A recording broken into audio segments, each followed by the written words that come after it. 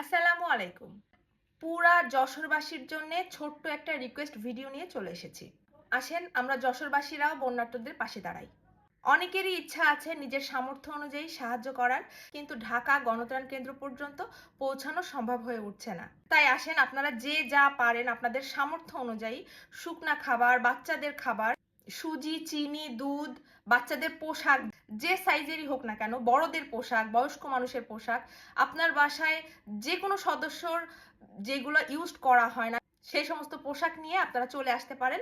আজ বিকাল 4টা থেকে 6টায় পৌর পার্কে আমি থাকবো। আপনাদের সাথে দেখা হবে ইনশাল্লাহ। আপনাদের দেয়া শুকনো খাবার, কাপড় চোপড়গুলো আমি নিজ দায়িত্বে গণত্রাণ কেন্দ্রে পৌঁছে দেওয়ার ব্যবস্থা করবো ইনশাল্লাহ।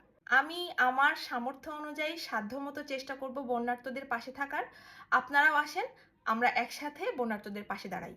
তো আজকে দেখা হচ্ছে।